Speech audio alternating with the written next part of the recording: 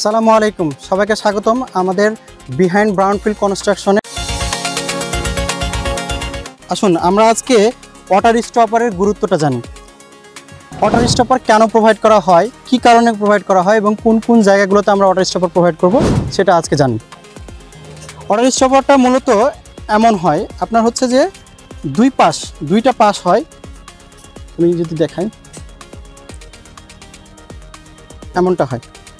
আমরা যখন কনস্ট্রাকশন করব তখন 50% এক সাইড 50% কনস্ট্রাকশন যেদিন কাস্টিং হবে 50% পর্যন্ত আমরা কাস্টিং করব। দেন সেকেন্ড লিফট যখন প্রোভাইড করা হয় তখন বাকি সেকেন্ড পোর্শন আমরা হচ্ছে যে পরের লিফটে আমরা কাস্টিং করব।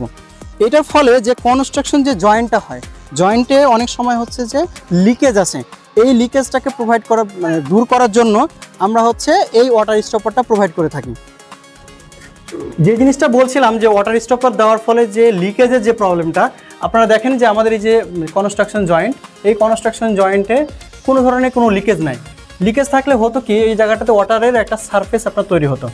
তো এইটা দূর করার জন্যই আমরা ওয়াটার স্টপারটা দিচ্ছি। ওয়াটার স্টপার আমরা কিভাবে প্রোভাইড করব, আমাদের কনস্ট্রাকশন যে জয়েন্টগুলো হবে, ওয়াটার স্টপার আমরা ইউজ করতেছি এই প্রজেক্টের জন্য ওয়াটার রিজার্ভারে দুইটা জায়গাতে আমাদের এই জয়েন্টটা হয়ে থাকে। একটা হচ্ছে ফাউন্ডেশন, যখন আমরা প্রোভাইড করব ফাউন্ডেশন থেকে ওয়াল যে আমাদের আসে, এই ওয়ালের যে জয়েন্টটা এবং ফাউন্ডেশনের যে জয়েন্টটা, এই জায়গাতে আমরা ওয়াটার স্টপারটা প্রোভাইড করব। তো ওয়াটার স্টপার প্রোভাইড করার সময় অবশ্যই যে জিনিসটা খেয়াল করা উচিত, আমাদের ওয়াল থিকনেস সাপোজ 8 ইঞ্চি যদি হয়, আমরা সেন্টার পজিশনে ওটাকে ফিক্সড করে এমনভাবে ফিক্সড করব যাতে করে সুন্দর করে সেন্টার পজিশনে থাকে। এবং সেটাকে অ্যাটাচ করার জন্য আমরা কি করতে পারি, বাইন্ডিং যে ওয়্যার আমরা ইউজ করি, খুবই সামান্য পরিমাণ আপনার থিকনেস দিয়ে যাতে করে বাইন্ডিং করা যায়, এরকমভাবে প্রোভাইড করে থাকবো আমরা।